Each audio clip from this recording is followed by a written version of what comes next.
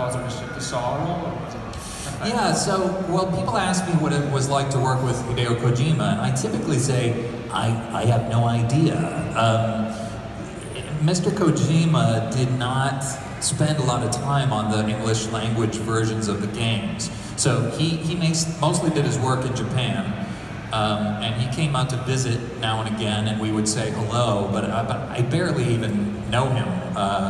So there wasn't a lot of relationship to Sour. so no, not really. You know, look, I'm a huge fan of his. The work he did putting together the games was incredible. I mean, each game was so unique and amazing and brilliant. So I admire him as a game creator as much as anybody. But I really don't know him very well. Good question here. Hi, David. Hello. Hi. I was wondering you remember the Snake Codex from Super Smash Bros. Brawl? Yeah. I was wondering what was your favorite one that you've done? Well, I think the one where they told me that one of the characters got around by farting, and I got to say, by farting. So that was kind of cool. And I also like the fact that he knew who Mario was. That's Mario, of course I know. You know, like but there was a lot of, that was a really fun thing to do. We were recording Metal Gear 4 when they asked me if I would do Smash Brothers, and they came into the booth and we did all that in like 45 minutes. It was pretty awesome. I have a question here. Hello, David. Birds. I'm sorry, I should do that. Snake would say, birds. Hello, David. Frankie, how are you? I'm good, thanks. You've obviously started directing your own films. What did you learn about writing films from your directorial debut, if you don't take what you call how did you evolve as a writer? What did I learn? You know, I learned, I mean, I kind of knew this instinctively, but I really learned it directing. I wrote, so when I write a script, I cut it down to the bone, and I'm like, okay, there should be no extra dialogue, there should be no, you know, superfluous wordments. And then when I was editing the film, I realized I still had too much dialogue, and there's so much that an actor can do with just a look, or, you know, like a great actor will, so, you know, just give you a moment, and then you don't have to explain what's going on in their head. So I think that would be the primary lesson there. And a question here. Hello. Well, hello. Thank you so much for coming today. Oh, well, thank you for having me. I've just on a personal note, half of my blood is from Ireland, and the other half is Welsh, so I'm constantly at battle with myself. But it's so nice to be here in Ireland, and it's just lovely to be here with my ancestral people. So thank you for having me. My question to you is, do you play any of the Metal Gear games yourself? Yeah. And if you have, do you have a favorite line from Snake that you'd like to share with us? Yeah, I've played all of the games that I'm in. Do I have a favorite line? I don't know. I mean, there's so many amazing things, you know, amazing speeches, and I think my favorite scene would be the final scene with the boss and Snake Eater.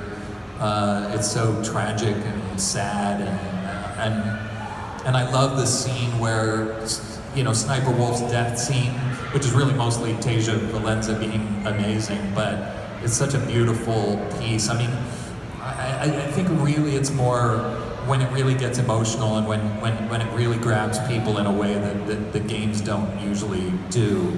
That's when I love it the most. But in terms of lines, I don't know, I guess my favorite is, I'm no hero, never was, never will be. I'm just an old killer hired to do some wet work. Because that was pretty cool. Thank you. Yes, that's me quoting myself. I have a question for this young man here. Which of your performances as Snake are you most proud of? Which performance am I most proud of? You know, I really like Peace Walker. It's, you know, it's sort of a sideline game, but I really love the scene where he's in the Metal Gear and it's got the boss AI in it, and he's just like, he just wants to know why. Tell me why you did it, and he, you know, he can never get the answer because it's not really her, it's just a computer. And I always thought that was pretty tragic, and I think I was really good in it. So that's probably my favorite. I have a question for this person here. Hello, I was just wondering if you'd be open to writing any more X-Men movies if the Disney acquisition comes, if they take it over from Fox. Sure. Yeah, no, I mean, writing X-Men was really my big break. I mean, it changed my whole life, and so, yeah, I would love to come back. You know, the reason I got that job in the first place was because I was so, you know, in the same way that Metal Gear has affected so many people, the X-Men comic books from the 80s really affected me and changed my life. So, yeah, I would come back anytime they asked me. I have a question here in the middle. Going back to the Smash Brothers codec conversations, Snake seemed to have like particular malice for a certain hedgehog. Do we ever learn the reason why? I'm sorry, he had a what for the hedgehog? He seemed to have like somewhat hatred. Well, listen, who likes a hedgehog? I don't really recall. You know, they wrote that stuff for me, and I came in, and I think they were just trying to give me some sort of sense of history with each individual hedgehog, and that one was just not striking my fancy, as it were. But I have no idea why, and in my personal life, I have nothing against anybody really. I have a question off on this side. Yep. Hi David, considering the popularity from the animated show and the comics and the graphic novels for Watchmen and X-Men, did you feel an added pressure in writing that from the fan base to get that right, or were you going in with, you're going to do your own take on it, or did you kind of take something from what was already there? Yeah, you know, a lot of people ask me if I felt added pressure from the fan base, you know, from X-Men, but particularly from writing Watchmen, and the answer is no. You know, I'm a fan. I'm a hardcore fan, and so my feeling is if I can translate my love of those pieces to the screen, ideally other fans will. I mean, it's always my goal to create. If I'm adapting a beloved piece of pop fiction, my goal is to recreate the experience that made me fall in love with it in a cinematic way. So I usually figure if I love it, other people will love it, because you can't please everybody. You know, you can't. There's just no way to sort of do everything the way everybody wants it. But with Watchmen, you know, the book is so brilliant that I felt like if I got as much as possible of what makes that book amazing in there, that the fans would respond to it. And at the same time, you know, there's always going to be people that say, well, you shouldn't have done this or you shouldn't have done that. But that's kind of the fun of being a fan. You know, you get to have those conversations and arguments, and you know, if I let anybody down, I'm sorry about that. But at the same time, I think for the most part, if my love for it shines through, then other people will be similarly inspired. I have a question, Fisher, right here. Thanks, Ron. My actual question is, will any of the other characters that showed up in the story of the past games, will they ever return in any future titles? Do they ever return in what? If they had a chance to return in any future titles, would they? Who do you mean? I mean, any kind of characters in the past storylines. In X-Men or? No, in the we call Metal Gear Solid. Oh, sure. I'm sorry, I don't really understand the question. If they're dead, maybe not. But then again, maybe so. Wait, there was a young lady over here? No? Okay. Okay, we've got about time for couple more questions. We can go here with Spider-Man. Spidey. Hey David, it's amazing to have you on the line. It really is incredible. Oh, thank you. I just wanted to say I absolutely love the Twin Snakes on GameCube. Oh. I've heard stories, obviously you made quite a big sacrifice to make that, for you to be part of that. The question is, how did it feel to go back and do, because obviously Metal Gear Solid 1, you were impeccable, and likewise in Twin Snakes, how did it feel to do another one of the same game? Did you feel that you had to reach some expectation, or how did that go?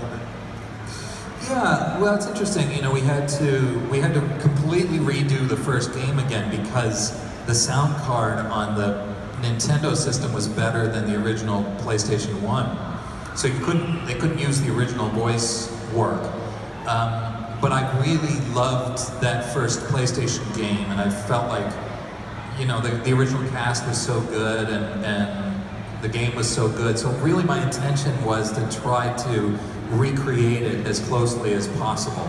I didn't want to try to top it, per se, because you don't want to, because then you go too far and you're like, you know, I just wanted the people that get the GameCube to have the same experience, essentially, to step into the same world, and so that was really the goal there. And we got time for this final question for this young man here. Who did you like working with the most, Christopher Randolph or Quentin Flynn? Well, I love them both. Yeah, let's do that. Let's do that, Stuart. Let's do that young man as well, just afterwards. Who did I? Well, look, they're all super nice people. You know, all of the actors are astounding, and I love working with Paul Eiding and, you know, Steve Blum and Jennifer Hale, and they're all amazing. And Quentin, we're very close, and I love him to death. But in a way, Christopher Randolph and I, we're like the odd couple, you know? We really, playing Snake with Otacon is pretty special, and we've done a lot of, you know, we do a lot of joking around in the booth, and Otacon and Snake have a long, ongoing love affair, so, and there's a lot of recorded, you could do a whole shipped sort of gay version of the game with all the stuff that we recorded along the way. So I have I love them all, and I love Quentin, but I have a very special place in my heart for Otacon. And our final question is your man here. Hello David. Hello. Sorry, trying to think of a question. Yeah. Out of all the projects you've worked on, what was your favorite to work on? What was my favorite to work on? I don't know, you know, to be paid to do any of the jobs that I do is a pretty remarkable thing. I think the two most remarkable experiences would be filming the Guyver movie, where we went out into the mountains in California, and we shot this movie over the summer, and it was sort of like going to summer camp, except you get to be Batman, you know, you get to be a movie star. I met my wife on that film, and that was pretty amazing. I got to do all these stunts and cool stuff, and then working on the first X-Men as well. That was my first really big movie, where we had $80 million, and I got to work with Halle Berry and Ian McKellen and Hugh Jackman and Patrick Stewart, and that was pretty incredible as well. So I think those two experiences were probably the most life-changing. Well, that is all the time we have. So we'll be back with David tomorrow, and we'll have a much longer session, so please feel free to pop on by now. And in the meantime, please give a massive round of applause to the producers, David Hayter! Thank you. Thank you so much. I will be back tomorrow, and I'll have some more time. And I love you all, and I will see you out on the floor.